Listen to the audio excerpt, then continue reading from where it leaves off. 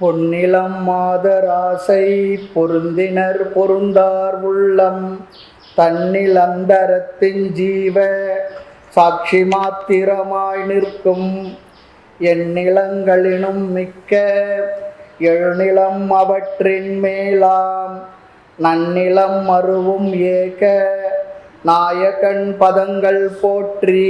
நம்ம சேர்ந்தே படிக்கலாம், நல்லா படிக்கலாம். இன்றளித்தழிக்கும் செய்கைக்கு ஏதுவா மயனாய் மாளாய் ஆன்ற ஈசனுமாய் தானே அனந்த மூர்த்தியுமாய் நிற்கும் பூன்ற முக்தனுமாய் இன்ப புணரி ஆதவனாய் நாளும் தோன்றிய விமல போத சொரூபத்தை பணிகின்றேனே எவருடை அருளால் யானே எங்குமாம் பிரமமென்பால் கவருடை புவனம் எல்லாம் கற்பிதம் என்றறிந்து சுவரிடை வெளிபோல் யான் என் சொரூப சுபாவமானேன் அவருடை பதும பாதம் அனுதினம் பணிகின்றேனே என்னுடை மனது புத்தி இந்திய சரீரமெல்லாம் என்னுடை அறிவினாலே இரவி முன் இமமேயாக்கி என்னுடை நீயும் நானும்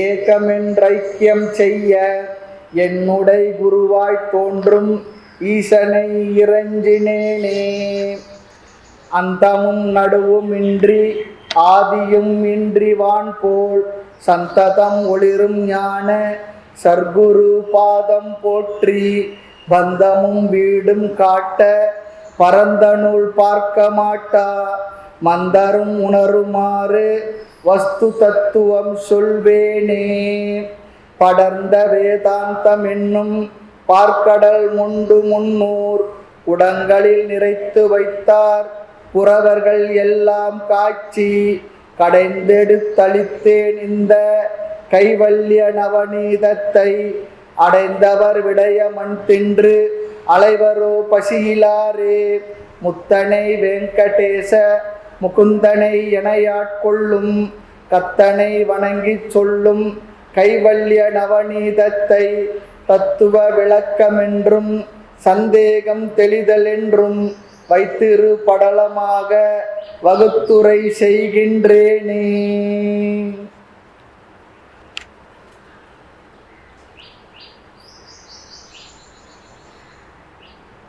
இந்த கைவல்ய நவநீதத்தினுடைய பாயிர பாடல்கள் கடவுள் வாழ்த்து பாடல். அதில் 3 பாடல்களுக்கு விளக்கம் பார்த்திருக்கின்றோம்.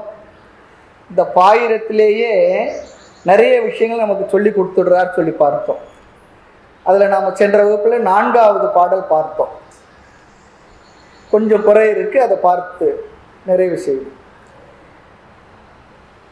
என்னுடை மனது புத்தி சொல்லுங்க. இந்திய சரீரமெல்லாம் என்னுடை அறிவினாலே இரவி முன் இமமேயாக்கி என்னுடை நீயும் நானும் ஏகமென்றைக்கியம் செய்ய என்னுடை குருவாய் தோன்றும் ஈசனை இறைஞ்சினேனே என்னுடை மனது புத்தி இந்திய சரீரமெல்லாம் என்னுடை அறிவினாலே இரவி முன் இமமேயாக்கி என்னுடை நீயும் நானும் ஏகமென்றைக்கியம் செய்ய என்னுடை குருவாய் தோன்றும் ஈசனை இறைஞ்சினேனே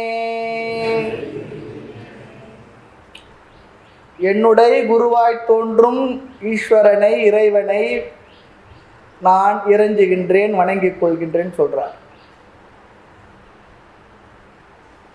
குருவாய் வந்திருக்கிறது இறைவன் தான் சொல்றார். ஏனென்றால் அறிவை கொடுத்து என்னை முழுமையாக்கி தன்னுள் சேர்த்து கொள்வதற்காக உபதேசம் செய்ய வந்தார். என்ன பொறுமை இருக்கணும் இல்லையா? அவன் வீடுகளிலே ஒரு தடவைக்கு 2 தடவைக்கு மேலே சிலதெல்லாம் கேட்டால் சொல்கிறதுக்கு வருத்தப்படுறோம், முடியறதில்லை, கோபம் வருது. குரு நம்முடைய குறைகளை எல்லாம் பொறுத்து கொண்டு அவர் அதாவது எப்பவுமே சொல்லுவாங்க, ஒருத்தருக்கு ஒருத்தருக்கு பக்குவம் இருக்கே அது இப்படி தான் இருக்கான், மேலே கீழே தான் இருக்கான். ஒரே அளவுக்கு தராசு வச்சா போல இருக்கிறது இல்லை. குரு உயர்ந்தது ஒரு பக்குவத்தை பெற்று அந்த ஞானத்தில் நிலை பெற்றிருப்பார். வந்திருக்கக்கூடிய சிஷ்யனுக்கு அதில் நிறைய குறைகள் இருக்கலாம். இருந்தாலும் அதையெல்லாம் பொறுத்து கொண்டு பொறுமையாக ஒரு தடவைக்கு 4 தடவை உள்ள படிக்கும்போது தான் தெரியும் எத்தனை விதமாலாம் சிஷ்யன் கேள்வி கேட்குறான். இந்த கைவில்லனுடைய மாணவன் குரு எப்படிலாம் பதில் சொல்ல போகிறார் தெரியும். அவ்வளோ பொறுமையாக சொன்னவர் யாராக இருக்க முடியும்னா கடவுளாக தான் இருக்க முடியும். உண்மையாக அதுதான்.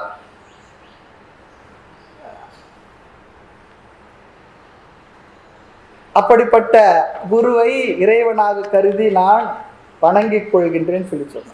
என்னுடைய மனது புத்தி இந்திய சரீரம் எல்லாம், இந்தியன்னா இங்கே இந்திரிய, ஆனால் நூல்களில் இதில் இந்திரியன் போட்டிருக்கு, சில நூல்களில் இந்தியன் தான் போட்டிருக்கு. அப்படின்னு இந்த மனம் புத்தி இதுக்கெல்லாம் ஒரு லட்சணம் சொல்கிறார் சொல்லி பார்த்தோம்.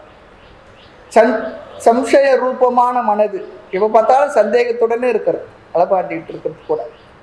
நிச்சய ரூபமான புத்தி, ஒரு விஷயத்தை நிச்சயம் செய்கிறது புத்தியினுடைய தன்மையா. இதுவா அதுவான்னா மனசு, இதுதான் முடிவு பண்ண அது புத்தி.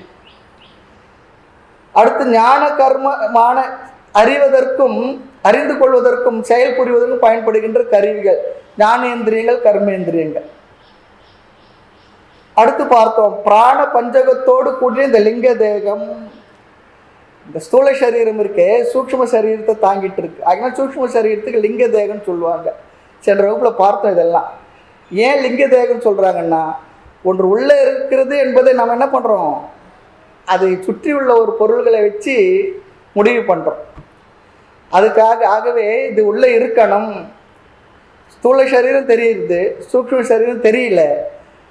ஆனால் என்ன பண்ணுறோம், சூக்ஷ்ம சரீரம் ஒன்று இருக்கிறதுனால தான் இவர் இவ்வளோலாம் செய்துக்கிட்டு இருக்கா, பேசிக்கிட்டு இருக்கார் தெரிகின்றது. ஆக இந்த சூக்ஷ்ம சரீரத்துக்கு லிங்க தேகம் என்று பெயர் என்று சென்ற வகுப்பில் பார்த்தோம். மனம் புத்தி இதெல்லாம் என்னென்னா சூக்ஷ்ம சரீரம் தான். ஏன்னா கண்ணுக்கு தெரியல, அதனால சூக்ஷ்ம சரீரம். ஆக எவைகளையெல்லாம் கருவியாக பார்த்தும் கேட்டு கொண்டிருக்கின்றோமோ அந்த கருவிகள் நமக்கு உதவி செய்யக்கூடிய மனம் புத்தி இவைகள் எல்லாம் சூக்ஷ்ம சரீரம், லிங்க தேகம்.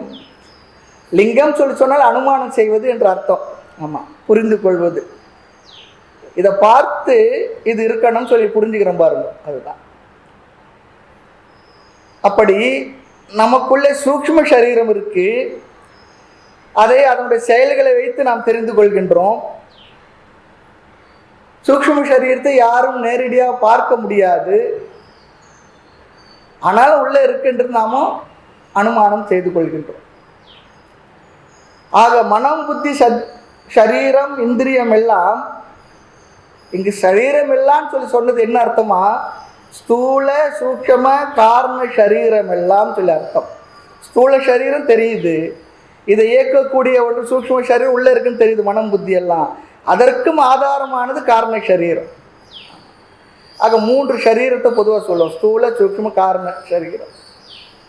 இது எல்லாவற்றையும் என்னுடைய அறிவினாலே, என்னுடைய புத்தியினாலே என்ன பண்ணுறேன், இரவி முன் இமமே ஆக்கி. இரவி என்றால் சூரியன், இமம் என்றால் பனி, இமயமலை சொல்கிறோம் பாருங்க, பனிமலை.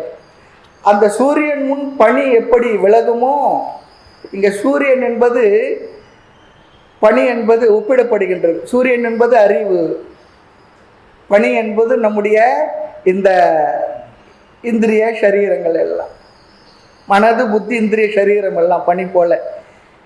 என்னுடைய அறிவு என்பது என்ன அறிவா, சாதாரண அறிவு இல்லை, இங்கே பிரம்ம ஞானம் அல்லது ஆத்ம ஞானம். சூரியனை கண்டா பனி என்ன பண்ணும், தானே விலகிவிடும், கரைந்து விடும். ஒளி முன் இருள் விலகுவது போல இங்கு விலகுவது, சென்று விடுவது என்பது என்ன அர்த்தமா, அதற்கு முக்கியத்துவம் தராமல் நாம் விட்டு விடுவோம்னு சொல்லி சொல்றார்.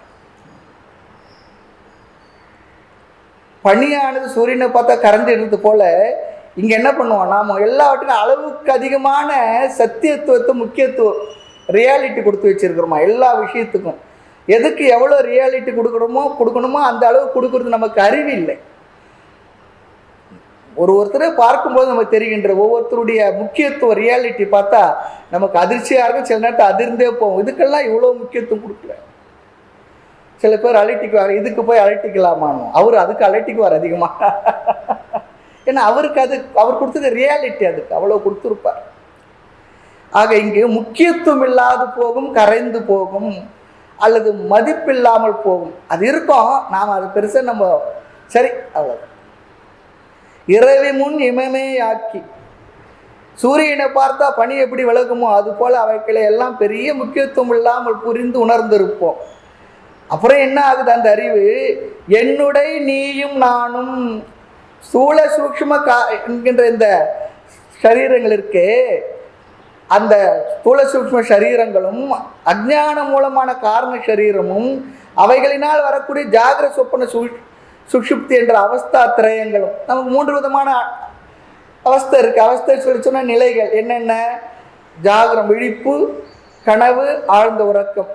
இவைகள் எல்லாம் என்பது என்னவா? என்னுடைய மனது, புத்தி, சரீரம் இது எல்லாத்தையும் குருவானவர் தன்னுடைய உபதேசத்தின் மூலமாக அவர் சொன்ன ஸ்ருதி வாக்கியங்கள் அல்லது உபனிஷத் அல்லது வேதாந்த வாக்கியங்கள், அப்புறம் யுக்தி பூர்வமாக யோசித்து பாருன்னு சொல்லியிருக்கா. உனக்கு யுக்தி பூர்வமாக பொருந்தி வருதா பாரு அப்படி சொல்லி கேட்குறார். அப்புறம் அனுபவம், இவைகளை கொண்டு ஸ்ருதி யுக்தி அனுபவம் இவைகளை கொண்டு என்னுடைய அறிவினாலையும் சிந்திக்க வைத்தார். சொல்கிறது அப்படியே நெற்று போட்டு சொல்கிறது அப்படியே சாப்பிட்டு சில நேரத்தில் அப்படியே வெளியே வந்துடும் பாருங்க. அது போல் இல்லை, என்னுடைய அறிவினாலே சிந்தித்து இரவி முன் இமமையாக்கி, மேலும் சொல்றார் சூரியன் முன்னே பனியை போலவே அபாவமாக்கி. அபாவமாக்கினா மித்யா என்று உணர்ந்து, இங்க மித்யா சொல்லி சொன்னா இவைகள் எல்லாம் தோற்றம் என்று உணர்ந்துன்னு சொல்றார், அறிந்து இல்லை. இதெல்லாம் தோற்ற மாத்திரமே இல்லையா? தோற்ற மயக்கங்களோ காட்சி பிழைதான்னு சொன்னார் பாருங்க. அது இது எல்லாமே உண்மையில் இல்லாதது, தோற்ற மாத்திரமே. நீயும் நானும் ஏக்கம் என்று, ஜீவ பிரம்மம் ஒன்றே என்று ஐக்கியம், என்னுடன் ஐக்கியத்தை சொல்ல என்னிடத்தில் இருக்கக்கூடிய ஒன்றாக இருக்கும் தன்மையை புரிய வச்சாராம். எது? நான் வேறு அந்த பிரம்மம் வேறு என்றிருந்த அந்த மனநிலையை மாற்றி நீயும் அந்த பிரம்மமும் ஒன்றுதான் என்று எனக்கு நன்கு புரிய வைத்தார் சொல்றார். ஆமாம், பின்னால் நம்ம பார்க்க போகிறோம். இருந்தாலும் அவர் உரையில் போட்டிருக்கிற பார்த்தா தொம்பத தத்பத லட்சியார்த்தம் மூலமாக என்னுடன் ஐக்கியத்தை சொல்லி. இது என்ன சுவாமி தொம்பதம் தத்பதம்? புதுசாக படிக்கிறவங்களுக்கெல்லாம் பின்னால் பார்ப்போம், இங்கே அறிமுகப்படுத்தியிருக்கிறார். அவ்வளோதான். என்னிடத்தில் இருக்கக்கூடிய ஒன்றாக இருக்கும் தன்மை உணர்த்த என்னுடைய குருவாய் தோன்றும் ஈசனை இறைஞ்சினேனே. எனக்கு குருவாய் தோன்றி என் கண் முன்னே இருந்து எனக்கு மெதுவாக உபதேசங்களை செய்து புரிய வைக்கக்கூடிய அந்த குருவை, கடவுளை நான் வணங்கிக் கொள்கின்றேன். இது இந்த பாடலினுடைய அர்த்தம், விளக்கம். ஆக இந்த பாடல்ல ஸ்ரீ குருவுக்கு மீண்டும் ஒரு நமஸ்காரம். தத்துவமசி என்ற மகா வாக்கியத்தை குரு உபதேசம் பண்ணினார். அப்பேற்பட்ட குருநாதர் ஈஸ்வரன் என்று வேறு யாரா இருக்க முடியும்?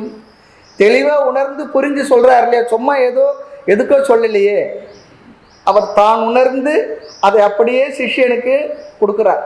ஆகினால் அவர் நிச்சயமாக உண்மையிலே எல்லாருமே அந்த பிரம்மமாக இருந்தாலும் கூட நமக்கு தெரியல, அறியல, அதை எனக்கு அறிய வைத்தார்.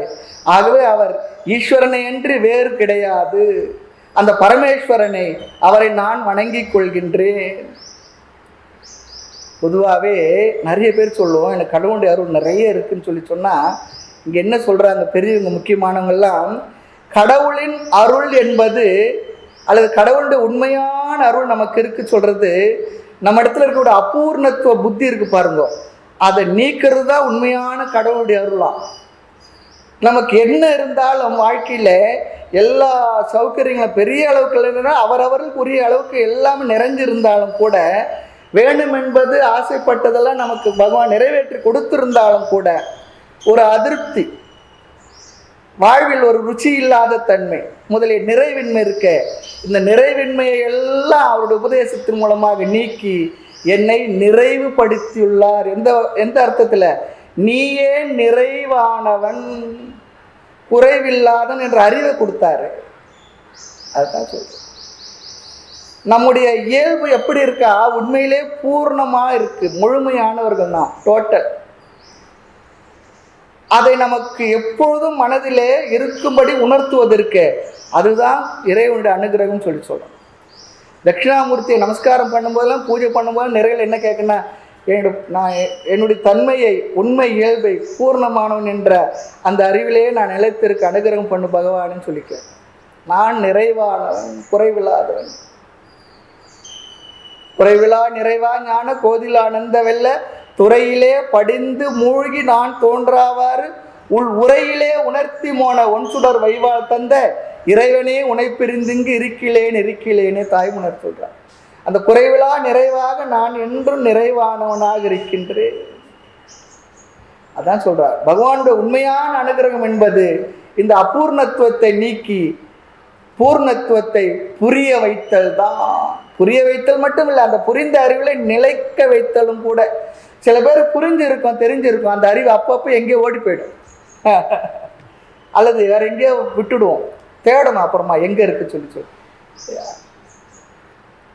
அடுத்து சொல்றார், ஏன் நம்ம அப்படி நிறைவில்லாமல் அதிருப்தியா ஃபீல் பண்றோம் சொல்லி சொன்னா, இந்த பரிச்சின்னமான பொருள், பரிச்சின்னம்னா ஒரு வரையறைக்குட்பட்ட பொருள். எது?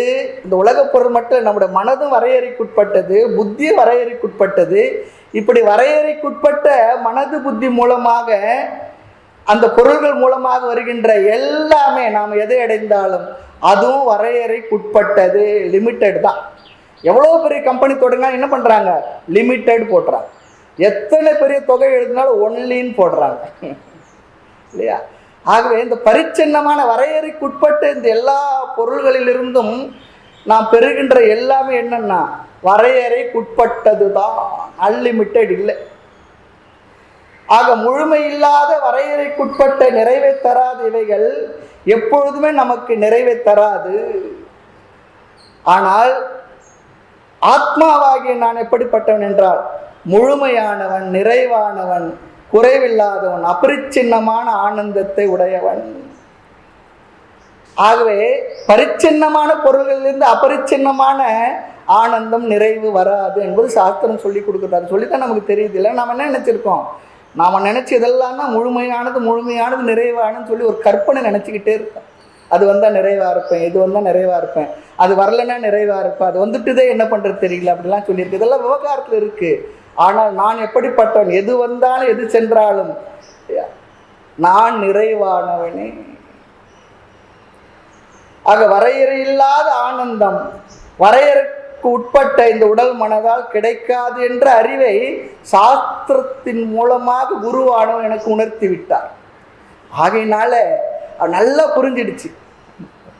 ஆகவே ஆராய்ந்து, குரு சொன்ன வார்த்தைகளை தான் அமர்ந்து ஆராய்ந்து அந்த சாஸ்திர ஞானத்தினால் வருகின்ற இன்பமே நிறைவு, அதுவே உண்மையான பூரண ஆனந்தம்.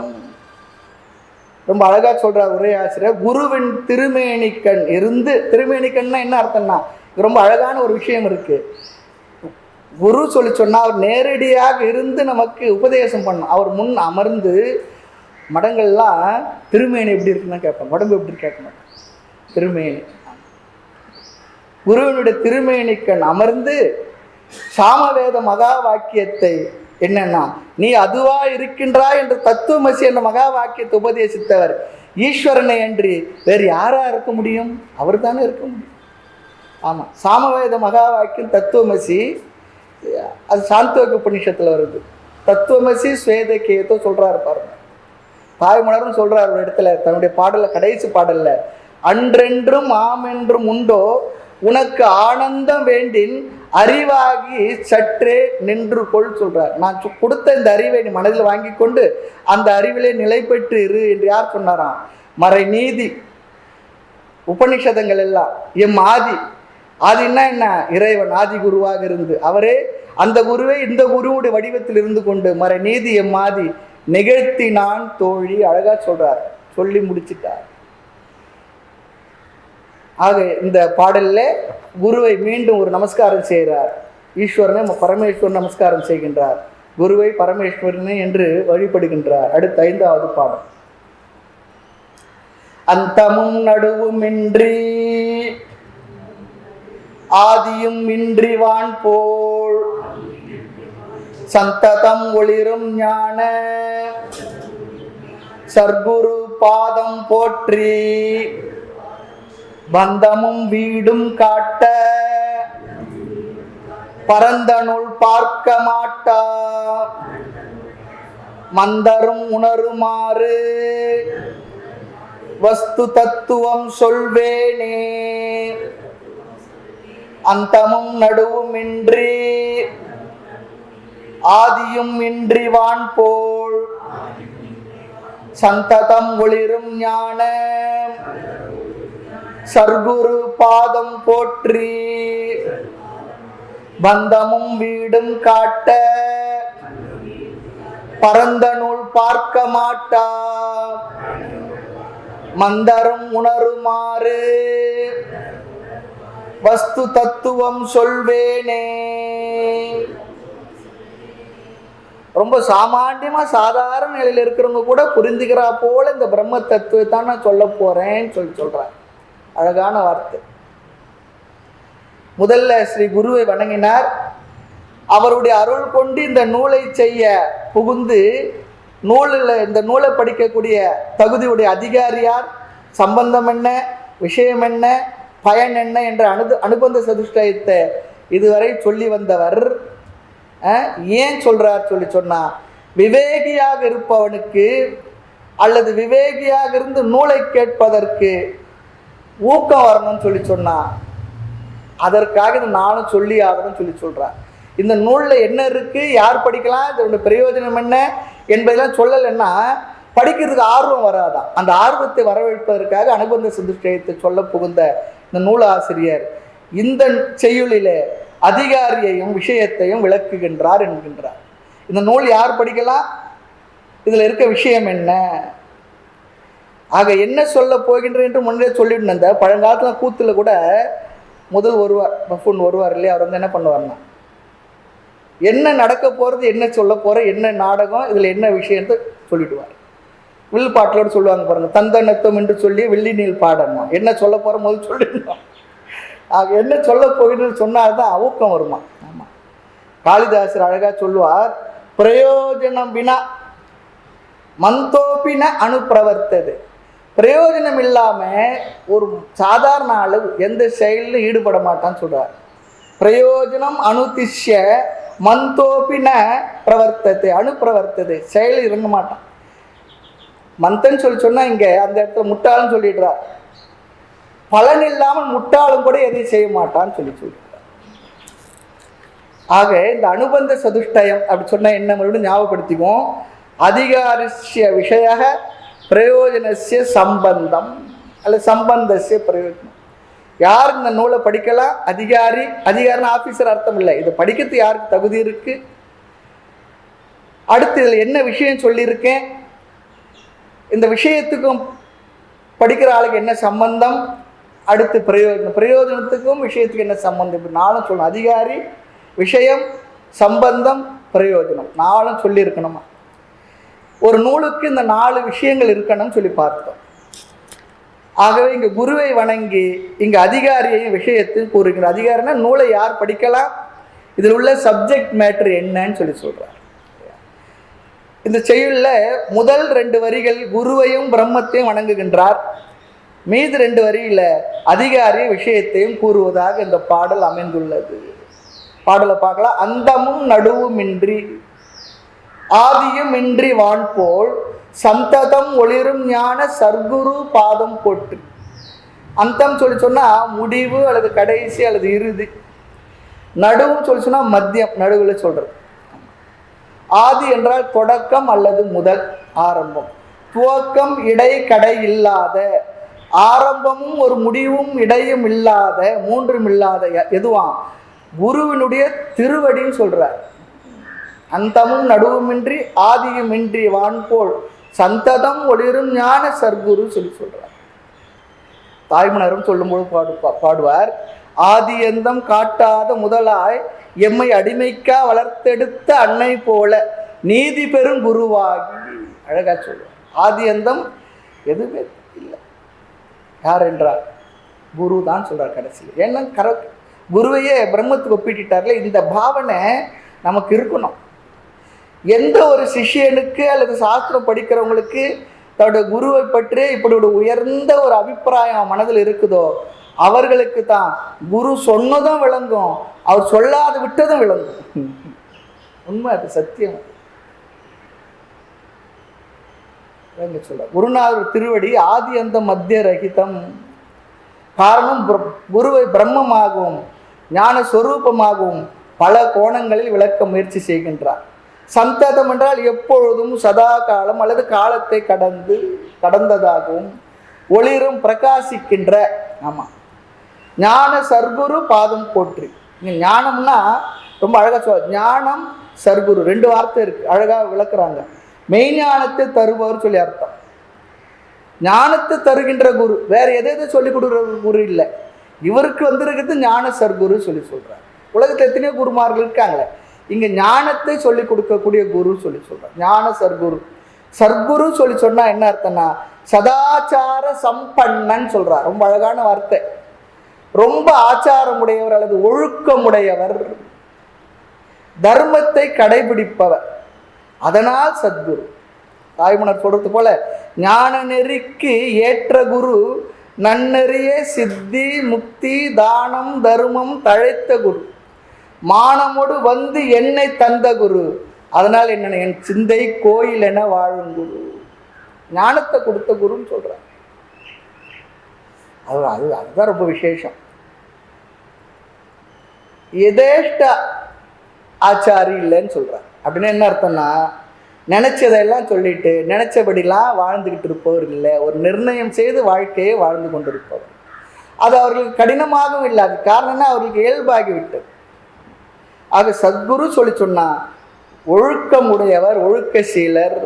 அடுத்து இங்கே ஞானம் சொல்லி சொன்னா மெய்ஞானம். 2 பதம் இருக்கு, ஞானம் சத்குரு. ஞானம் என்றால் மெய்ஞானம், பிரம்ம ஞானம் அல்லது ஆத்ம ஞானம் அல்லது இங்கே அத்வைத ஞானம்.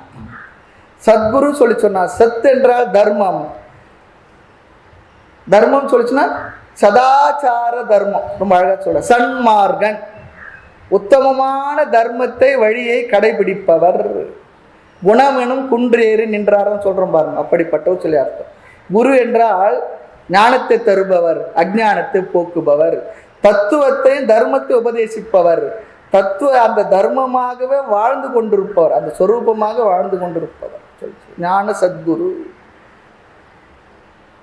இன்னொரு அர்த்தம் இருக்கு, குரு எதை உபதேசிக்கின்றாரோ அதன் மயமாகவே இருப்பவர். உனக்கு தாப்பா எனக்கு இல்லை அப்படிலாம் இல்லை, எதை சொல்றாரோ அந்த அறிவிலேயே திளைத்திருப்பவர், நிறைந்திருப்பவர் சொல்லி அர்த்தம். அதாவது எல்லாருக்கும் முதல்ல தெரியுது ஒருத்தருடைய வாழ்க்கையை தான் பார்க்குறோம், அவர் உள்ள என்ன இருக்குன்னு நம்ம பார்க்கறது இல்லை. அப்புறம் தான் அவர் பேசின ஒரு படம் நமக்கு தெரிகின்றது. ஆகையினால இன்னொரு அர்த்தம் என்னென்னா, ஒரு குருவுடைய வார்த்தையில் சிஷ்யனுக்கு நம்பிக்கை வரணும்னு சொல்லி சொன்னால் முதலில் அவர் வாழ்க்கையை பார்க்கும்பொழுது அவனுக்கு மனதில் ஒரு நிறைவு வரணும். அப்போ தான் அவர் சொல்கிற வார்த்தை அவர் மனதில் போய் தைக்கும். ஆமாம், இல்லைன்னா என்னென்னா ஆமாம் அவர் அப்படி சொல்கிறார், அவர் அப்படி போயிடும். அதான் சொல்கிறார். ஆகவே சிஷ்யனுக்கு மனதில் குருவோட உபதேசம் சென்று தைத்து அது அவனுக்கு அறிவாக மாறி அதன் மயம் ஆகணும்னா அவருடைய வாழ்க்கையும் சிறப்பாக இருக்கணும்னு சொல்லி சொல்கிறார். எதை உபதேசிக்கின்றாரோ அதன் மயமாக இருப்பவர். ஆமாம், ஆசிரியருக்கு ஒரு லட்சணம் சொல்கிறாங்க, நிறைய இருக்குது. இந்த இடத்துல சும்மா ஒரு லட்சணத்தை பார்ப்போம், நடுவில் மற்றதெல்லாம் பார்க்கலாம். அதாவது ஆச்சினோதிபிகி சாஸ்திரார்த்தம் ஆச்சாரே ஸ்தாபயத்யதி ஸ்வயம் ஆச்சரத்தே எச்ச. சாஸ்திரத்தை நன்கு விளக்கி சொல்லணுமா அவர் சொன்னால் சிஷ்யனுக்கு புரியணுமா. என்னப்பா பேசினார், என்னென்னவோ பேசினாருங்க ஒன்று அப்படிலாம் இல்லை. சாஸ்திரத்தை நன்கு விளக்கி சொல்லணும். எப்படி சிஷ்யனுக்கு புரிகிறா போல, ஒருத்தருக்கு புரிகிறா போல சொல்லணும்னா யாரால் முடியும்னா அவர் அதை நல்லா புரிஞ்சிருந்தாருன்னா தான் அவரால் மற்றவங்க விளக்கி சொல்ல முடியும். ஆமாம், ஆக சாஸ்திரத்தை நன்கு சிஷ்யனுக்கு விளக்கி புரியும்படி சொல்லி தானும் சாஸ்திரப்படி வாழ்ந்து காட்டுபவர் யாரோ அவருடைய வாழ்வும் வாக்கும் ஒன்றேயாக இருக்கணும்னு சொல்றார். அவருக்கு பேர் தான் ஆச்சாரியர், அவருக்கு பேர் தான். அப்படிப்பட்ட ஞான சர்க்குருவுடைய பாதம் போற்றின்னு சொல்லி சொல்றார். அதற்கு ஒரு உதாரணம் சொல்றார், திருஷ்டாந்தத்தை சொல்றார். ஆகாசத்தை உதாரணமா எடுத்துக்கிறார். ஆகாசத்துக்கு தொடக்கம் இடை முடிவு இருக்கா? ஆகாசம் இடத்துக்கு போச்சுன்னா அப்ப அங்க இருந்தது என்ன? ஆகாசத்துக்கு முடிவே கிடையாது. அது எங்க தொடங்குது ஆகாசம் சொல்ல முடியுமா? பூமி எதுல இருக்கு? இவ்வளோ பெரிய பிரபஞ்சம் இல்லை, ஒரு சோலார் சிஸ்டம் சொல்றோம், இதே போல எத்தனையோ இருக்கு, மில்கி வேலாம் சொல்லி சொல்றோம், அண்ட பிரபஞ்சம் எல்லாம் சொல்றோம் இல்லையா, அண்ட பகிரண்டம்லாம் சொல்றோமே, 118 அண்டங்கள் சொல்றோம், இது ஒரு அண்டம் சொல்லி சொன்னோம். இதெல்லாம் எதுல இருக்கு? ஆகாஷ். அது எங்க தொடங்கி சொல்ல முடியுமா? அது போல உதாரணம் சொல்றார். வான் போல் அந்தமும் ஆதியும் நடுவுமின்றி வான் போல், ஆகாயம் போல. சரி, போல என்பது என்னன்னா, அது போலன்னா அது மட்டும் இல்லை, அதை காட்டிலும் உயர்ந்தது எது? அந்த பிரம்மம். அப்படிப்பட்ட என்னுடைய குருநாதன் சத்திய ஞானம் அனந்த பிரம்மன் சொல்லி சொல்றது போல அந்த பிரம்மத்திடமிருந்து ஆகாசமே வந்தது. அப்போ ஆகாசம் என்னன்னா பிரம்மத்திடமிருந்து வந்துட்டு போகுது. அது போலன்னு சொல்றார். ஓரளவுக்கு தான் விளக்கி சொல்ல முடியும் இல்லையா? ஆக இந்த சைத்தன்யம் தான் ஆகாசத்துக்கும் அதிஷ்டானம். புரியுறதுக்காக திருஷ்டாந்தம் சொல்றார், உதாரணம் சொல்றார். வான் போல் சந்ததம் ஒளிரும் சத்குரு பாதம் போற்றி, அவருடைய திருவடிகளை வணங்கி. இந்த இடத்துல ஒன்று ஞாபகம் வச்சுக்கணும், எப்பொழுதும் நம்முடைய மனதில் அந்த குரு பக்தி இருந்து கொண்டே இருக்கணும். அதற்காக திரும்ப திரும்ப சொல்றார். அது மட்டும் இல்லை, நான் ரொம்ப பெரிய விஷயத்தில் இறங்கி இருக்கிறேன் குருநாதனே, நூலை எழுத ஆரம்பிச்சிருக்கேன், இது சாதாரண விஷயம் இல்லை, எனக்கு தன்னம்பிக்கை இருக்கு, விசுவாசம் இருக்கு, இருந்தாலும் ஈஸ்வர அனுகிரகம் வேணும், குருவுடைய அனுகிரகம் வேணும். ஆகவே விசுவாசம், ஈஸ்வர விசுவாசம், குருவுடைய அனுகிரகம், இந்த 3 வேணும் என்பது அவருடைய மனதில் ஆத்மார்த்தமா நினைக்கிறார். ஆமா. மேலும் இங்கே குருவுடைய அனுகிரகம் ஈஸ்வர அனுகிரகம்ன்றது வேற வேற இல்லை, இருந்தாலும் சம்பிரதாயத்தை ஒட்டி இப்படி சொல்கின்றார் என்று சொல்றார். ரொம்ப முறையா சொல்லியிருக்காங்க. நான் சொன்னேன் இல்லையா, இந்த நூலுக்கு உரை எழுதியிருக்கக்கூடிய பொன்னம்பல சுவாமிகள், அவர் வடிவேல் செட்டியார் இருக்கட்டும், யாராக இருந்தாலும் கூட, செட்டியாராக இருந்தாலும் யாராக இருந்தாலும் கூட, எல்லாருமே ரொம்ப அழகாக முறையாக ஒரு சம்பிரதாயத்தை கடைபிடிக்கிறாங்க. அந்த ஒரு முறை தெரியுது அவங்க சொல்கிற விதத்தில். அப்படி தான் சொல்லணும், அப்படி தான் தலைமுறை பரம்பரையாக அந்த ஞானம் வாழையடி வாழையன்னு வந்துக்கிட்டு இருக்கு. இந்த சம்பிரதாயத்தில் என்ன ஒரு விசேஷம் சொல்லி சொன்னால், அழகாக சொல்லி நமக்கு புரிய வச்சிட முடியும். ஆமாம், யாராக இருந்தாலும் அந்த சம்பிரதாயத்தை ஒட்டி அதை சொல்கிறார். எல்லாரையும் மனதில் நினைந்து போற்றி என்ன செய்கிறேன்? அடுத்து பாருங்க 2 வரியில, பந்தமும் வீடும் காட்ட பரந்த நூல் பார்க்க மாட்டா. நாம இந்த பாடல் இந்த வரிகளை ரீஅரேஞ்ச் பண்ணிங்கன்னு சொல்லி சொல்றார். பரந்த நூல் பார்க்க மாட்டா. படிக்கும்போது அவர் சொன்ன முறைப்படி தான் படிக்கணும். விளக்கும் பொழுது இந்த வார்த்தைகள் என்ன பண்ணோம், முன்ன பின்ன சேர்த்து படிச்சோம்னா தான் அர்த்தம் நமக்கு விளங்கும். பரந்த நூல் சொல்லி சொன்னா இங்க ரொம்ப அழகா சொல்றாங்க.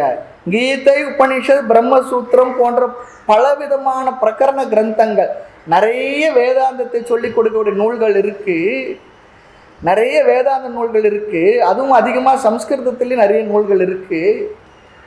அந்த நூலெல்லாம் என்ன சொல்றதுன்னா, எது பந்தம் எது மோட்சம் என்பதையெல்லாம் நமக்கு நன்கு விளக்கி சொல்கின்றது. பந்தத்தினுடைய தன்மை என்ன, பந்த லட்சணம், பந்தம்னா கட்டுண்டு இருப்பது, எதனால் கட்டுண்டு இருக்கின்றோம், கட்டுண்டதுடைய தன்மை என்ன, அடுத்து மோட்சம் என்றால் என்ன, விடுதலை பெற்றிருக்கக்கூடிய தன்மை என்ன, விடுதலை பெற்றிருப்பது என்றால் என்ன என்றெல்லாம் நிறைய நூல்களில் சொல்லி இருக்கு. ஆனாலும் நிறைய பேருக்கு என்ன ஆகியிருக்குன்னா, ரொம்ப அழகா சொல்ற, பார்க்க மாட்டா, படிக்க முடியல. படிக்க இயலாதவர்களுக்கு அல்லது மொழி ஞானம் இல்லாதவர்களுக்கு, மொழி ஞானம் இருக்கு, அதுவே பெரிய கடலா இருக்கு. சில பேர் ரிஷிகேஷ்கெல்லாம் சாஸ்திரம் படிக்கணும்னு சொல்லிட்டு போவாங்க, சம்ஸ்கிருதம் வேணுமே என்று சம்ஸ்கிருதம் படிப்பாங்க. படிக்க புகுந்த பிற்பாடு பார்த்தா அதுவே பெரிய கடலாக இருக்குது. அதுக்குள்ளே ஒரு ருச்சி வந்து பெரிய சம்ஸ்கிருத அறிஞர்களாக திரும்பி வருவாங்க. அப்புறம் என்ன ஆகிடுதுன்னா, அந்த மொழியில் சொல்லப்பட்ட விஷயத்தை விட்டுடுவாங்க. அதுவே பெரிய கடல். நம்ம தேசத்தில் ஒவ்வொரு விஷயமும் பெரிய கடல், கரை கண்டவங்கன்னு சொல்கிறாங்களே, ரொம்ப கஷ்டம்தான். ஒன்று ஒரு கடலாக இருக்குது. ஆனால் புத்திசாலி என்ன பண்ணுவோம் தெரியுங்களா, எவ்வளோ தண்ணி ஆற்றுல ஓடினாலும் நமக்கு தாகத்துக்கு என்ன பண்ணுவோம், நமக்கு தேவையானது எடுத்து குடிச்சிட்டு வந்துடுவோம், அவ்வளோதான். அது போல் நம்ம இப்படிதான் வாழணும் வாழ்க்கையில். ஒவ்வொரு துறையும் ஒவ்வொரு கடலாக இருக்குது. அதுக்கு எத்தனை பிறவி எடுக்கணும்னு தெரியல. அதுவும் நம்ம தேசத்தில், நம்ம சம்பிரதாயத்தில், நம்ம சமயத்தில் ஞான நூல்கள்லேருந்து எல்லா நூல்களும் ஒவ்வொரு கலையும் ஒரு எல்லையை தொடர்றதா இருக்கு, கரை காண முடியாததா இருக்குன்றது. ஆகவே இங்கே அதை படிக்க முடியல, பார்க்க முடியல. மொழி ஞானமும் இல்லை, மொழி ஞானம் பெரிய கடலாக இருக்குது, அதில் விஷயம் இருக்க அது அதை விட பெருசாக இருக்குது இல்லையா? தெள்ள தெளிவாக அந்த நூல்கள் எல்லாம் அழகாக சொல்லி இருந்தாலும் கூட, விளக்கினாலும் கூட, பரந்த நூல் அதை படிக்க சக்தி அற்றவர்களுக்கு, புத்தி சக்தி அற்றவர்களுக்கு பார்க்க மாட்டா, படிக்க முடியலையா. ரொம்ப அழகாக சொல்கிறார். சாஸ்திரங்களை சொல்ல வேண்டிய முக்கியமான கருத்து என்னன்னா, பந்தம் என்றால் என்ன அது சொல்லணுமா? பந்தம். அடுத்து மோட்சம் என்றால் என்ன அதையும் நமக்கு சொல்லணும். பந்தத்தை பற்றி தெரிஞ்சாதான் மோட்சத்தை பற்றி தெளிவு கிடைக்கும். அப்போதான் மோட்சத்தை நாடுவோம், உணர முடியும். ஆமாம், பந்தத்தை விட்டாலே மோட்சம்தான் இல்லையா? அதற்கு ஞானம் வேணும். விட்டது பற்றானால் உற்றது வீடு சொல்லுவாங்க. அடுத்து எங்கன்னா அதற்கு நமக்கு அந்த அறிவை தருகின்ற நூல் வேணும்.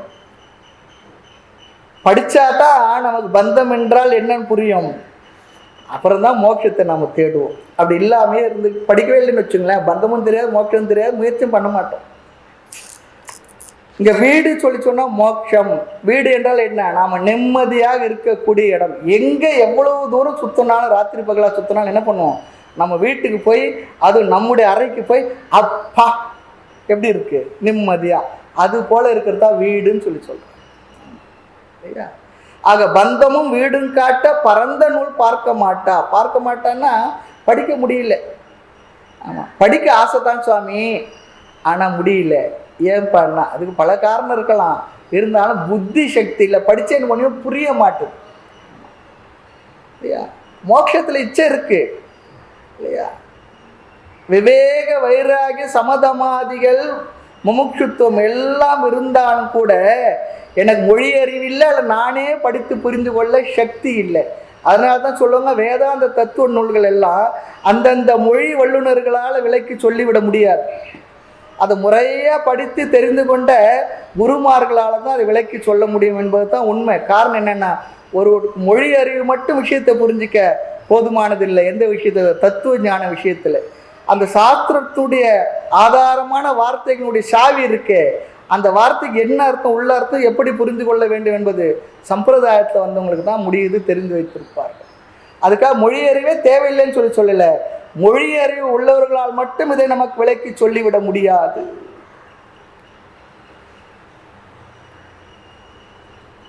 ஆகவே நான் முமுட்சு தான், மோட்சத்தை அடைய வேண்டும் என்ற பேரார்வம் மனசில் இருக்கு. ஆனாலும் அவருக்கு அறிவை தர வேண்டுமே என்று நினைத்த மகான்கள், சான்றோர்கள், பெரியவர்கள் என்ன பண்ணாங்களாம், சம்ஸ்கிருத மொழி தெரியாதவர்களுக்கு அல்லது கடினமான நூல்களுடைய விஷயத்தை புரிந்து கொள்ள சக்தி இல்லாதவர்களுக்காக ஒரு நூலை எழுதி வைத்திருக்கிறார்கள் சொல்லுகின்றார். ஆனால் இந்த நூலை எழுதின ஆசிரியருக்கு சம்ஸ்கிருத அறிவு நிறைய இருந்திருக்குன்றது மட்டும் நமக்கு நல்லா தெரியுது. அந்த காலத்தில் எல்லாருக்குமே தமிழும் சம்ஸ்கிருதத்தினுடைய தெளிவும் சேர்ந்தே இருந்திருக்கின்ற என்பதுதான் சத்தியமான உண்மை. அங்கே மொழி பேதமே இருக்கவில்லை ஆன்மீகத்தில் வந்த பிற்பாடு. அதுதான் இந்த தேசத்தினுடைய பெரிய விசேஷம். ஆக ஞானத்தில் ஆர்வம் உள்ள அதிகாரிகளுக்கு மந்தரும் உணருமாறு, அவருக்கு எல்லா குவாலிஃபிகேஷன் இருக்கு.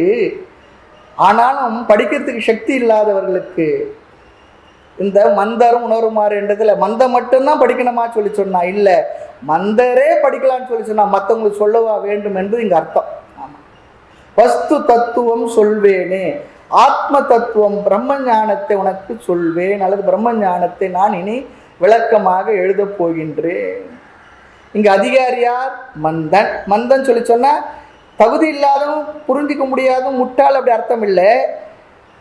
என்னென்னலாம் ஒரு தத்துவத்தை புரிந்து கொள்வதற்கு தகுதிகள் வேணுமோ அந்த பக்குவம் எல்லாம் இருக்கிற சாதன சதுர்த்தே சம்பன்னன், விவேக வைராக சமமாத சட்ட சம்பத்து முமுட்சுத்துவம், இது நான்கும் நிறைந்தவன், அந்த அளவுக்கு பக்குவம் உள்ளவன். ஆனால் அந்த நூல்களை படிக்கும் அளவு சக்தி இல்லை, அதனால் மந்தன் சொல்றார் இல்லையா? ஆகவே அபார கருணையோடு உள்ள மகான்கள் மூச்சுவாக இருந்தால் போதும் என்று அவர்களுக்காக எழுதிய இந்த நூலால் ஞானத்தை பெற்றுக்கொள்ள முடியும். அதுதான் மந்தரும் உணருமாறு, அவர்களும் புரிந்து கொள்ளுமாறு. அப்படின்னா மற்றவர்களும் நல்லா புரிஞ்சிக்க முடியும். எதை உணருமாறு? தங்களுடைய உண்மை சொரூபத்தை, தங்களுடைய உண்மைத்தன்மையை, நான் யார் என்ற கேள்விக்குரிய உண்மை விஷயத்தை நன்கு உணருமாறு, தெளிவாக புரிந்து கொள்ளுமாறு என்று சொல்றார். உணருமாறு வஸ்து தத்துவம் சொல்கின்றேனே, அந்த உண்மையான மெய்ப்பொருளுடைய தன்மை நான் சொல்லுகின்றேன் சொல்லி சொல்றார். ஆக இங்கு அதிகாரி யார், இதை படிக்கலாம் தகுதி யாருக்கு இருக்கு என்று அதிகாரி சொல்லிட்டார். அதிகாரி யார் நம்ம மனசுல இருக்கணும்? சாதன சதுஷ்டய சம்பன்னன். ஆமா, விவேகம், வைராகியம், சமம் முதலிய 6 தகுதிகள், உண்மை உணர வேண்டும் என்ற பேராரம், இது 4ம் இருக்கக்கூடியவன். ஆனால் மந்தன். அடுத்து ஒரு விஷயம், இங்க பந்தமும் வீடும் காட்ட சொல்றார் இல்லையா? இந்த பந்தமும் வீடும் காட்ட என்பதற்கு நமக்கு சாஸ்திரம் படிக்கிறதுனால ஒரு விஷயம் தெரிஞ்சிருக்குன்றதுக்காக, இது அடிஷ்னல் செய்தியா இருந்தாலும் தெரிஞ்சிருக்கணும் நமக்கு. இந்த ஆரம்பத்தை சொல்லிட்டா நம்ம பின்னால போகும்போது கொஞ்சம் சிரமம் இருக்காது. ஒரு சாஸ்திரம் அல்லது தர்ஷனம் சொல்லி சொன்னா 7 விஷயத்தை அது சொல்லி இருக்கணுமா. ஒரு நூல்ல ஒரு சாஸ்திரம் சொல்லி சொன்னா 7 விஷயத்தை சொல்லி இருந்தா தான் பெரியவங்க அதை சாஸ்திரம் எடுத்துக்குவாங்க. அப்படி சொல்லலை சொல்லி சொன்னா அதுக்கு பேரு சாஸ்திரம் இல்லை, தர்ஷனம் இல்லை. அப்போ எவ்வளவு தூரம் தெளிவா இருந்திருக்காங்க பாருங்க. சும்மா ஒருத்தர் சும்மா எழுதுட்டு அப்படிலாம் இல்லை. தர்ஷனம் சொல்லி சொன்னா 6 தர்ஷனங்கள் பொதுவா சொல்லுவோம். நியாய தர்ஷனம் பேர் மட்டும் கேட்டு வச்சுங்க, அதுக்கப்புறம் எப்படின்னா வாய்ப்பு தான் பார்ப்போம். அப்புறம் வைசேஷிக தர்ஷனம், சாங்கிய தர்ஷனம், யோக தர்ஷனம், பூர்வ மீமாம்சா தர்ஷனம், உத்தர மீமாம்சா தர்ஷனம். இது 7 சொல்லியிருக்க. அதில் 7 விஷயங்கள் சொல்லியிருக்கணும். தர்ஷனம் சொல்லி சொன்னாலே அதுக்கு லட்சணம் திருஷ்யதே அனேன இதி தர்ஷனம். இதன் மூலமாக பாரமார்த்திக வஸ்து ஆனது அறிந்து கொள்ளப்படுவதால் இதற்கு தர்ஷனம் என்று பெயர். மெய்ப்பொருள் தத்துவத்தை காட்டும் நூல்கள் தர்ஷனம் என்று அழைக்கப்படும். அந்த நூல்களின் மூலமாகத்தான் நாம் அந்த பொருள்களை பற்றி அறிவை பெறுகின்றோம், உணர்கின்றோம், அறிகின்றோம். அதனால் இதுக்கு தர்ஷனம் பேர் வச்சாங்க. அதனால் நாம் கோயிலுக்கு பண்ண சொன்னால தரிசனம் வச்சா சொல்றோம் இல்லையா? அதுபோல இந்த நூல்கள்ல இருந்து அந்த கருத்துக்கள் நமக்கு நன்கு விளங்குவதால் அந்த நூல்களுக்கு பெயர் தர்ஷனம். சரி, அதுல 7 விஷயம் சொல்லியிருக்குன்னு சொல்லி சொன்னோமே. என்னென்ன 7 விஷயம்? பந்த ஸ்வரூபம், பந்தம் என்றால் என்ன, கட்டுண்டிருத்தல் என்றால் என்ன, அப்புறம் அந்த கட்டுண்டிருப்பதற்கு காரணம் என்ன, பந்தத்தினுடைய காரணம் சொல்லணும். அடுத்து மோட்ச ஸ்வரூபம், மோட்சம் என்றால் என்ன, அடுத்து அந்த மோட்ச எதனால் கிடைக்கும், மோட்ச காரணம் கிம். அடுத்து 5வது ஜீவஸ்வரூபம், 6வது ஈஸ்வர ஸ்வரூபம், அடுத்து இந்த உலகத்தின் தன்மை ஜெகஸ்வரூபம். இந்த 7ம் சொல்லி இருக்கணுமா. ஜீவ ஈஸ்வர ஜெகத் தத்துவம், இறை உயிர் உலகு, இந்த 3 முதல்ல சொல்லி மற்ற விஷயங்கள்லாம் எதனாலும் நம்ம இப்படி கட்டுண்டு இருக்கிறோம் என்ன ஏதுன்னு எல்லாம் சொல்லி இருக்கணும். இதெல்லாம் மனதில் வைத்து கொண்டு தான் இங்கே பந்தமும் வீடும் காட்ட விளக்க ஆசிரியர் எவ்வளோ அழகாக சொல்கிறேன். இவர் பந்தமும் வீடு காட்ட சொல்லிட்டார். அப்படி இது எங்கே சொல்லியிருக்குன்னு கேட்டால் எல்லாத்துக்கும் பிரமாணம் சொல்லணும். நான் சொல்கிறேன்னா எங்கள் ஒத்துக்கிறது இல்லை. பந்தமும் வீடும் காட்ட பரந்த நூல் பார்க்க மாட்டா, படிக்க முடியாதவர்களுக்கு மந்தரும் உணருமாறு அந்த மோட்ச ஸ்வரூபங்களை அறியுமாறு வஸ்து தத்துவம், வஸ்து என்றால் பொருள், இங்கே பொருள் என்றால் உண்மை பொருள். தாய்மன்னர் பாடல்ல பொருள் வணக்கம் போடுறாரு பாருங்க. அது பொருள். வஸ்துவின் உண்மை தன்மையை இந்த நூலின் கண் நான் சொல்வேன். பாரமார்த்திக வஸ்து தத்துவத்தை நான் சொல்ல போகின்றேன். இங்கு விஷயம் நிறைவு பெற்றது. எல்லா உபனிஷதங்களிலும் ஒன்று தெரிஞ்சுக்கணும், நம்ம எல்லா உபனிஷதங்களிலும் முரண்படாமல் கன்சிஸ்டா தொடர்ந்து ஒரே விதமாக சொல்லி இருக்கிறது என்ன சொல்லி சொன்னா ஜீவ பிரம்ம ஐக்கியம்தான் சொல்லப்பட்டிருக்குன்னு சொல்றார். ஜீவ பிரம்ம ஐக்கியம்னா இந்த ஜீவனும் பிரம்மனும் சொரூப திருஷ்டியில் ஒன்று என்று காட்டுகின்ற அதுதான் இங்கு விஷயம். அதிகாரி சொல்லிட்டோம். விஷயம் என்னன்னா அந்த சுத்த சைத்தன்யம். அந்த சுத்த சைத்தன்யமும் நான் என்னன்னா ஒன்று தான். அது எங்க இருக்கு சுவாமின்னா எல்லா உபநிஷத்துலையும் இருக்கு. நீயும் அதுவா தான் இருக்கிற. அதுதான் சொல்லப்பட்டிருக்கு. சர்வ வேதாந்த சமன்வயா, எல்லா வேதாந்த நூல்கள்னு சொல்லப்பட்டிருக்கு. உண்மை என்னன்னா நீயும் அதுவும் ஒன்று தான், சுத்த சைத்தன்யமே, பிரம்மம் மட்டுமே. அடுத்து 6வது பாடல். படர்ந்த வேதாந்தம் என்னும் பார்க்கடல் முண்டு முன்னூல் குடங்களில் நிறைத்து வைத்தார், புறவர்கள் எல்லாம் காய்ச்சி கடைந்தெடுத்தளித்தேன் இந்த கைவல்ய நவநீதத்தை, அடைந்தவர் விடைய மண் தின்று அலைவரோ பசியிலாரே. படர்ந்த வேதாந்தம் என்னும் பார்க்கடல் முண்டு முன்னூர் குடங்களில் நிறைத்து வைத்தார், உறவர்கள் எல்லாம் காய்ச்சி கடைந்தெடுத்தளித்தேன் இந்த கைவல்ய நவநீதத்தை, அடைந்தவர் விடைய மண் தின்று அலைவரோ பசியிலாரே. நான் சொல்ற இந்த கைவல்ய நவநீத ஞானத்தை பெற்று இன்பமா இருக்கிறத விட்டுட்டு துக்க மண் சாப்பிட்டு உலகத்தை அலைஞ்சிக்கிட்டு இருப்பாங்களேன்னு கேட்கிறார். அடைவரோ மண் விஷயம் மண் தின்று அலைவரோ, விஷயம்னா துக்கம் என்ற ஒன்றை பெற்றுக்கொண்டு சுத்திக்கிட்டு இருப்பாங்களா? இந்த பாடல்ல பிரயோஜனம், பயணம், சம்பந்தமும் சொல்லப்பட்டிருக்குன்னு சொல்றாங்க. இதுக்கு ஒரு நல்ல அழகான ஒரு முகவரை ஒன்று கொடுத்துருக்கா. ஒவ்வொரு பாடலுக்கு ஒரு முகவரை கொடுத்துருப்பார் பொன்னம்பல சுவாமிகள். இங்கே கொடுத்துருக்க முகவரையை பார்ப்போம், பிரயோஜனமா இருக்கும். செந்தமிழ் மொழியிலும் அல்ல செந்தமிழ் பாஷையிலும் அநேக நூல்கள் இருத்தலா. அநேக நூல்கள், வேதாந்தம் சொல்லக்கூடிய அநேக நூல்கள் இருக்கப்பா. அப்படி இருக்க நீ என்ன புதுசா ஏதோ ஒரு நூலை எழுத போறேன்னு சொல்ற, அப்படி சொல்லி கேள்வி வருமா? கேள்வி வந்து அதை நியாயப்படுத்துறதுக்காக, அதுவும் நல்ல காரணத்துடன் நியாயப்படுத்தணும். நான் சொல்றேன்றதுனால நியாயம் அப்படிலாம் இல்லை, நல்ல காரணம் இருக்கணும் அதுக்கு, இல்லையா? அதுக்கு சொல்றார், நான் எழுதுவது போன்ற புத்தகம் இதுவரை இருந்திருக்காது, ஆகவே எழுதுறேன்றார். எவ்வளவு கான்பிடென்ஸா சொல்றாரு பாருங்க. நான் எழுதுற நூல் போல ஒரு நூல் இருந்திருக்கா, படிச்சாதான் தெரியும் எப்படி எவ்வளவு அழகா சொல்றாரு சொல்லி. காரணம் படிச்சவங்களுக்கு தான் தெரியும், உண்மைதான் இது. இதை போல வேதாந்த தத்துவத்தை சொல்லுகின்ற நூல் தமிழில் இதற்கு முன்ன இல்லை, இதுக்கு பின்னாலும் இல்லை. அதுதான் உண்மை, சத்தியம். அதனாலதான் தாய்மலர் சொல்றார், கல்லாத பேர்களே நல்லவர் நல்லவர்கள் என்ற பாடல்ல கைவல்ய ஞான நீதி நல்லோர் உரைக்கிலோ, இல்லையா? அப்பவே இருந்திருக்குன்னு சொல்லி சொல்றார். பழைய கர்மம் முக்கியம் என்று நாட்டு, கர்மம் முக்கியம் என்றால பழைய ஞானம் முக்கியம் என்று நவழிவேன். வெல்லாமல் எவரையும் மருட்டியோட வகை வந்த வித்தையின் முக்தி தருமோ. சில பேர் பேச்சு சாதுரியத்தில் ஓங்கி பேசியோ அல்லது மறுத்து பேசியோ மாற்றி பேசியோ தன் கருத்தை எஸ்டாப்ளிஷ் பண்ணணும்னு நினைக்கிறாங்க, இல்லையா? அப்படிலாம் இருக்கிற பொழுது அதெல்லாம் எனக்கு நிறைவே தருமான்னு கேட்குறார். அந்த இடத்துல கைவல்ய ஞான நீதின்னு சொல்லி கேட்குறார். இதற்கு முன்பும் இல்லை, இதுக்கு பிற்பாடும் இல்லை, இது சாஸ்திரம் சொல்ற. அடுத்து, இது ஸ்தோத்திரம் இல்லை.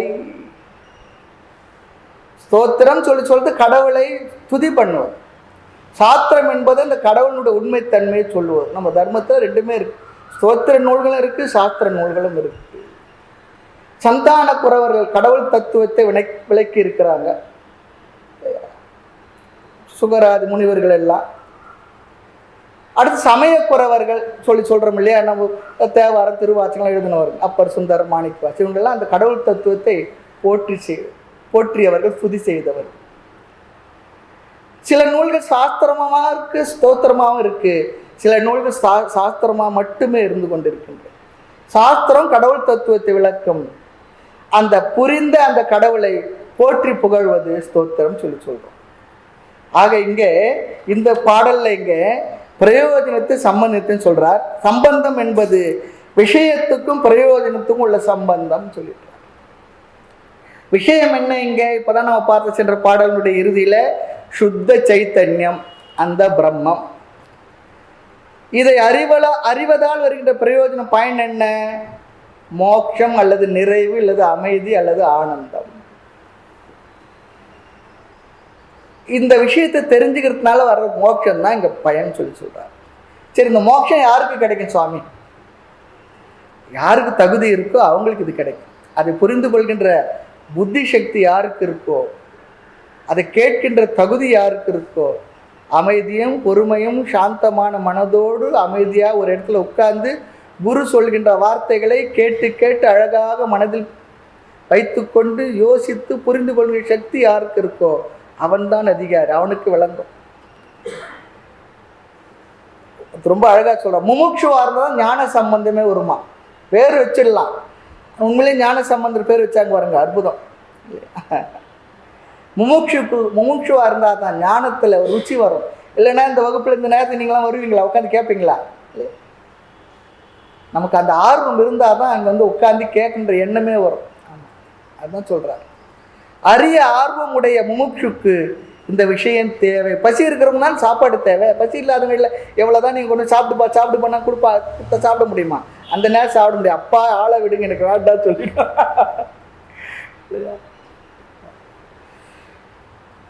ஆக இந்த நூலுக்கும் அந்த நூலில் இருக்க சப்ஜெக்ட் மேட்ரு இருக்க அதனுடைய சம்பந்தத்தை சொல்லணுமா?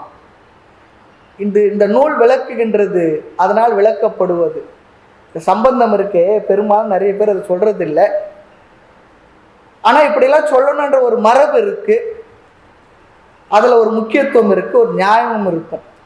ஆக நான் சொல்வதற்கும் இந்த விஷயத்திற்கும் இந்த விஷயத்தினால் வருகின்ற பிரயோஜனத்துக்கும் சம்பந்தம் இருக்கு, நான் சொல்கின்றேன். இன்னொன்று சொல்லுவாங்க, ஒரு விஷயத்தை பேச ஆரம்பித்தோம்னா அந்த விஷயத்தை தொடர்புடைய விஷயங்களை தான் நம்ம பேச, ஏதோ பேசக்கூடாது. சில நேரம் பேசினா சொல்லுவாங்க, என்ன நீங்கள் சம்பந்தம் இல்லாத பேசுகிறீங்களே அப்படின்னு நம்ம கேட்போம். பேசுகிற ஒரு நேரத்தை சொல்லுவார், நான் சம்பந்தம் இல்லாத பேசலை, சம்பந்தத்தோடு தான் பேசுகிறேன் கேளுங்கன்னு சொல்லுவார். அதுபோல் ஏதோ பேசக்கூடாது. திடீர்னு ஏதோ ஒன்றுலாம் நம்ம ஆரம்பித்து பேசிக்கிட்டு இருக்கக்கூடாது, ஒன்று பேச வந்து. ஆக எந்த விஷயத்தை பேசினாலும் அதில் ஒரு தொடர்பு இருக்கணும், சம்பந்தம் சொல்லி ஆகணும். ஆக அது நூலை எழுதுபவர்களுக்கும் சொல்பவர்களுக்கும் இது ரொம்ப முக்கியம் சொல்லிடுறார். பாடலை பார்க்கலாம். படர்ந்த வேதாந்தம் என்னும் பார்க்கடல் முண்டு 300 குடங்களில் நிறைத்து வைத்தார் அப்படி சொல்லி படிச்சுக்கணும். குறவர்கள் சொல்லி சொன்னா இங்க ஞானிகள், மகான்கள், சான்றோர்கள், குருமார்கள் சொல்லி அர்த்தம். குறவன்னா குறவன் குறைச்சி சொல்றோமே, அது இல்லை இங்க. ஆமாம், இங்க என்ன சொல்ற, வியாசர், சங்கரர் முதலான குருமார்கள் என்ன செய்தார்களாம்? படர்ந்த வேதாந்தம். படர்ந்த வேதாந்தம் சொல்லி சொன்னா இந்த பொன்னம்பல சுவாமியில உரையில சொல்ற விஷயத்தை நம்ம இந்த பாடல் முடிவில் நம்ம பார்க்கலாம். இங்க அர்த்த கம்பீரத்தால் சொல்றார். படர்ந்த வேதாந்தம் என்றால் உபனிஷத்துக்கு ஒரு விசேஷம் சொல்றார். வேதாந்தம் என்பது உபனிஷத்துக்கு இன்னொரு பேர் தான். வேதத்தினுடைய இறுதி பகுதியில் அமைந்துள்ளது, அந்த இடவாகு பெயர்லாம் சொல்லும் பாருங்க, அது அமைந்துள்ள இடத்தை வச்சு அது வேதாந்தம் சொல்றோம். இங்க உபனிஷத்துக்கு ஒரு விசேஷம் சொல்றார். என்ன? படர்ந்த சொல்லி நிறைய இருக்கு சொல்ற, பிளண்டின்னு சொல்றார், நிறைய இருக்கான். பார்க்கடல் சொல்லி சொன்னா ஆழமா இருக்குமா. கடலுக்கு லட்சணம் என்னன்னா பரந்தும் இருக்கணும், ஆழமாவும் இருக்கணுமா. ஆழ்ந்த அகன்ற நுண்ணின்னு சொல்றாங்க பாருங்க. அது போல சில நீர்நிலைகள்லாம் சொல்லுவோம், கடல் போல காட்சி அளிக்குதுங்க அப்படி சொல்லுவோம். ஒருத்தர் ஒரு உதாரணம் சொன்னார். இந்த ஆர்க்டிக் கடல் இருக்கு, அதில் நம்முடைய இமயமலையை கொண்டு போய் போட்டால் மூழ்கிடுமா, அவ்வளோ ஆழமா. நினைக்க முடியுமா? இமயமலையை பிரம்மாட்டம், அதை கொண்டு போய் போட்டால் மூழ்கிடுமா. அப்போ இந்த உலகமே இவ்வளோ விசேஷமாக இருக்கும்பொழுது இது போல் எத்தனை இருக்குது, இதெல்லாம் படைச்சதில் நம்ம கற்பனை பண்ணி பார்க்கணும். நாம் இன்னும் ஒரு சின்னதுலேருந்து பெருசாக என்னென்னவோ கற்பனை பண்ணி நாம தான் பெரிய ஒன்றும் இல்லை, நத்திங். அதெல்லாம் நினச்சி பார்க்கணும். அர்த்த கம்பீரத்தால் அளவிடற் கரிதாகையால் இதனுடைய ஆழம் டெப்த்து கண்டுபிடிக்கவே முடியாது சொல்றார். எது? படர்ந்த வேதாந்தம். அந்த நூல்கள் இருக்கே, உபனிஷத்தை எத்தனை முறை படித்தாலும் சரி, இந்த கைவல்ய நவநீத நூலை எத்தனை முறை படித்தாலும் புது புது அர்த்தங்கள் நமக்கு தோன்றிக்கொண்டே இருக்கும். அர்த்தம் சொல்லி சொன்னா மீனிங் சொல்லி அர்த்தம், ஆழமான பொருளை உடையது. அர்த்த கம்பீரத்தால் உபனிஷத்தினுடைய மீனிங் இருக்க ரொம்ப ஆழமானது, அதனால அறிதற்கு ரொம்ப கடினமா இருக்கிறது. ஆமா, அளத்தற்கு அறிதலாகவும் இருக்கின்றது, அளந்து பார்க்க முடியல. பரிபூர்ண பரமானந்த சீதளத்தை கொடுக்கறதா படிக்கிறதுனால. சீதளம்னா என்ன? குளிர்ச்சி அல்லது அமைதி அல்லது ஆனந்தத்தை கொடுக்கறதா அது படிக்கிறதுனால.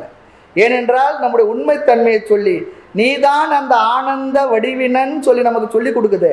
நீ ஆனந்தத்தை எங்கெங்கே தேடாத. சக்கரை போயிட்டு ஒவ்வொரு கடையிலையா அண்ணாச்சி இனிப்பு எப்படி இருக்கு, இனிப்பு எப்படி இருக்குன்னு கேட்டுவான். சக்கரை போய் இனிப்பை தேடிச்சான். குரு சொல்றார், நீயே இந்த ஆனந்த வடிவம்.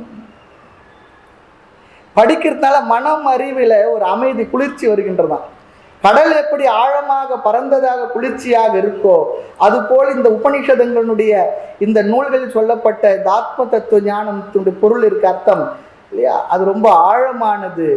மனதிற்கு ஒரு அமைதியை கொடுத்து குளிர்ச்சியை தரக்கூடிய. சொல்லுவாங்க நம்ம வீட்டில், அப்பா நீங்கள் அந்த செய்தியை சொன்னவருப்பா என் மனசே குளிர்ந்து இருக்கு, என் வயிற்றுல பாலை வார்த்தைங்க சொல்கிறோம் இல்லையா, அந்த வார்த்தை நம்ம சொல்கிறோம் சாதாரணமாக இல்லையா, அது போல் இது குளிர்ச்சியை கொடுக்கக்கூடியது. கம்பீரன்னு சொல்லி சொன்னாலும் ஆழம் சொல்லி ஒரு அர்த்தம் இருக்கலாம், டெப்த்துன்னு சொல்லி இருக்கலாம். சில நேரம் சொல்லுவோம், சில பேர் ரொம்ப வெரி டீப் பர்சன் பவர் அப்படி சொல்லி சொல்கிறோம் போது, ரொம்ப உள்ளாழக்காரமெல்லாம் சொல்லி சொல்கிறோம் பாருங்க. இதெல்லாம் வார்த்தைகளுக்கு குலைக்குள்ள நம்ம பேசணும். ஆக உபனிஷத்தெல்லாம் அர்த்தத்தினுடைய தன்மையினால் ஆழமாக உள்ளது. அது மட்டும் இல்லை, இந்த கருத்துக்கள்லாம் பரந்தும் இருக்கின்றது, விரிவாகவும் இருக்குன்னு அர்த்தம். விரிவாகவும் ஆழ்ந்தும் கூறப்பட்டுள்ளதால் பார்க்கடலுக்கு இது ஒப்பிட்டாராம். ஆழ்ந்த அகன்ற நுண்ணியனு. பார்க்கடல்ல யார் இருப்பார்? பரந்தாம பெருமாள். பார்க்கடல் ஆழம். பார்க்கடல்ல என்னவா? கொசுவே இருக்காதான். அவன் சொல்ல, நீ ஒரு கொசு எனக்குன்னு சொல்றோம், ஆனா எவ்வளவு பயப்படுறோம். அடுத்த உலகத்துல முதல் ஸ்பிரிங் கட்டல் கண்டுபிடிச்சவர் யாருன்னா பெருமாள் தான். அழகா ஆதிசேஷன் ஸ்பிரிங் கட்டல கொசு இல்லாத இடத்துல படுத்துட்டு. ஆக மேலும் கடல்ல குளிச்சா ரொம்ப எப்படி குளிர்ச்சியா இருக்குமோ அப்படி இந்த உபநிஷத்தை படிப்பதால் ஆனந்தம் ஏற்படுகின்றது, அல்லது நானே ஆனந்த வடிவம் என்பது புரிகின்றது. எனவே பார்க்கடல் என்று சொல்லி சொன்னாராம். பாருங்களேன், மொண்டு முன்னூல். மொண்டு சொல்லி சொன்னா பெரிய பாத்திரம் இருக்கு, நமக்கு வேண்ட என்ன பண்றோம், அதில் கொஞ்சம் மொண்டு எடுத்துக்கணும் இல்லையா. அது போல இந்த உபநிஷதங்கள் என்கின்ற பரந்த இந்த நூல்கள்ல இருந்து பெரியவர்கள் எல்லோரும் தங்களுக்கு வேண்டிய வாக்கியங்கள் அப்படி எடுத்துக்கிட்டு அதை மொண்டுன்னு சொல்லி சொல்றாரு. ஒரு வார்த்தைக்கு அர்த்தம் சொல்றாரு. அந்த வாக்கியங்களை ஆங்காங்கே எடுத்து கையாண்டார்களாம். அப்படின்னு என்ன அர்த்தம்னா, மீமாம்சை செய்து அதை எடுத்து விசாரித்து முன்னூல் குடங்கள். குடங்கள் சொல்லி சொன்னா நூல்கள் அல்லது கிரந்தங்கள் சொல்லி அர்த்தம். அநேக நூல்கள் இருக்கு. வியாசர் முதலியவர்கள் எல்லாம் உபநிஷதங்கள் இருந்து மொண்டு எடுத்து என்ன பண்ணாங்களாம், அவங்களுடைய குடத்தில் நிறைச்சிக்கிட்டாங்களாம். ஒரு பெரிய ஏரி போகிறோம், குளத்துக்கு போகிறோம், அங்கேருந்து என்ன பண்ணுறோம், தண்ணி எடுத்து அவங்கவுங்க கொண்டு வந்து அவங்கவுங்க வீட்டில் வச்சுக்கிறோம் இல்லையா. அது போல் இந்த நூல்களில் இருந்த எல்லா வாக்கியங்களை, என்னென்ன வாக்கியங்கள் தேவை அவங்கெல்லாம் எடுத்து அவங்க நூல்களில் நிறைச்சி வச்சுருந்தாங்க, எழுதி வைத்திருந்தார். அநேக சாஸ்திரங்களிலிருந்து கருத்துக்களை எடுத்து அவரவரும் கிரந்தங்களில் பொதித்து வைத்தார்கள், நிறைத்து வைத்தார்கள். அதான் முன்னூல். முன்னூல் சொல்லி சொன்ன என்ன சொன்னால் சூத்திரம், பாஷ்யம், வார்த்திகம் சொல்லி சொல்லுவாங்க. பிரம்மசூத்திரம், சங்கர பாஷ்யம் முதலிய விஷயங்கள். அந்த பாஷ்யங்களுக்கு மதிப்புரை அல்லது கமெண்ட்ரி சொல்லுவாங்க பாருங்க, அதை வார்த்திகம் சொல்லி சொல்லுவாங்க. அப்படிலாம் நிறைய பேர் எழுதி வச்சிருக்காங்க. இங்க முன்னூல் சொல்லி சொன்னா உபநிஷத்துன்னு எடுத்துக்கூடாதான். அதுதான் பார்க்கடல் சொல்லிட்டார். ஆக முன்னூல் சொல்லி சொன்னா சூத்திரம், பாஷ்யம், வார்த்திகம் சொல்லி எடுத்துக்கணும்னு சொல்லி சொல்றாங்க. சூத்திரம்னா பிரம்மசூத்திரம், கீதை, பஞ்சதசி முதலிய இந்த நூல்களை நாமும் அர்த்தம் எடுத்துக்கணும். அல்லது முன்னூல் சொல்லி சொன்னா 3 நூல்கள், பிரம்மசூத்திரம், பகவத்கீதை, எல்லா பிரகரண கிரந்தங்கள், அப்படி அர்த்தம் எடுத்துக்கலாம். நிறைத்து வைத்தார், முழுமையாக நிறைத்து வைத்தார்கள். பாதி, கால், அரை அப்படிலாம் இல்லை, முழுமையாக எடுத்து தங்கள் நூல்களிலே நிறைத்து வைத்தார்கள். அவ்வளவு அழகாக ரொம்ப அருமையாக செய்து வைத்துள்ளார்கள். யார்? குறவர்கள், சான்றோர்கள், குருமார்கள், ஆச்சாரியர்கள் இல்லையா. அது என்ன முடியல, நமக்கு அதை படிக்க நமக்கு நேரம் இல்லை. ஆகையினால நான் என்ன செய்தேன், அந்த குடத்தில் உள்ளது எல்லாம் பல குடங்கள்ல இருந்தது, அதையெல்லாம் என்ன பண்ண, நான் மறுபடியும் மொத்தமா ஒரு குடத்துல போட்டு என்ன பண்ண, நன்கு தயிரை காய்ச்சி, அதாவது கடைந்து எடுக்கிறது போல பாலை காய்ச்சி உர விட்டு தயிராக்கி அதை கடைந்து எடுத்து வெண்ணெய் எடுப்பது போல எல்லா வாக்கியங்கள் இருக்கக்கூடிய அந்த குடங்கள்லாம் ஒன்றா சேர்த்து அதை நான் என்ன பண்ணேன், கடைந்தெடுத்தளித்தேன்னு சொல்கிறார். அந்த நூல்களை எல்லாம் காட்சின்னா இங்கே என்னவா, குருவுடன் உட்கார்ந்து ஆராய்ச்சி செய்து, ஆமாம் அவரோட உட்கார்ந்து இந்த வார்த்தைக்கு என்ன அர்த்தம், இது தாற்பயம் என்ன, இதனால் என்ன கருத்து இங்கே சொல்ல வருகின்றார் அப்படி என்று ஆராய்ச்சி செய்து மீமாம்சை செய்து பாடம் கேட்டுன்னு அர்த்தம். கடைந்தெடுத்து அதையெல்லாம் எது எல்லாம் அதில் வேண்டுமோ அதிலிருந்து கிடைத்த அறிவை எல்லாம் ரொம்ப அழகா பாடம் கேட்டு என்னுடைய சுய புத்தியாலும் சிந்தித்து ஸ்ரவண மனனம் செய்து நிதித்தியாசனம் செய்து ஒன்று சேர்த்து திரட்டி கொடுத்துள்ளேன். எது, இந்த நூலில் உள்ள விஷயங்கள் சொல்கிறார். அழகாக சொல்கிறார். எது வேண்டுமோ அதை மட்டுமே உங்களுக்கு நான் கொடுத்துருக்கேன். காட்சி சொன்னால் கடைந்து என்பது ஸ்ரவண மனன நிதித்தியாசம், கேட்டல் சிந்தித்தல் தெளிவு பெறுதல், அதில் இருக்க ஒரு முக்கியமான கருத்தை எடுத்து அளித்தே சொல்கிறார். அல்லது இன்னொருத்தர் சொல்கிறார், அளித்தேன்னு சொன்ன என்ன அர்த்தமா, கடவுள் என் உள்ளத்தில் உண்டு செய்தார் இந்த விஷயத்தை சொல்கிறார். பாருங்களேன், இந்த தாய்மலர் பாடல்கள் எல்லா நூல்களையும் பார்த்தா இந்த வார்த்தைகளை நாம் உட்கார்ந்து கம்போஸ் பண்ணால் கூட வருமானா, உள்ள இருந்து எதுவும் திருவாச்சகத்தை பாருங்கோ, தேவாரத்தை பாருங்கோ, திவ்ய பிரபந்தம் பாருங்கோ, அருணகிரிநாதர் திருப்புகழ் பாருங்கோ, என்ன நூலை பார்த்தால் அந்த வார்த்தைகள்லாம் கடவுள் உள்ள இருந்து அவங்க மூலமாக வெளிப்படுத்தினார். அவ்வளோதான். கடவுள் என் உள்ளத்தில் உண்டு செய்தார். அது நான் சொன்னேன் நீ சொன்ன அப்படிலாம்.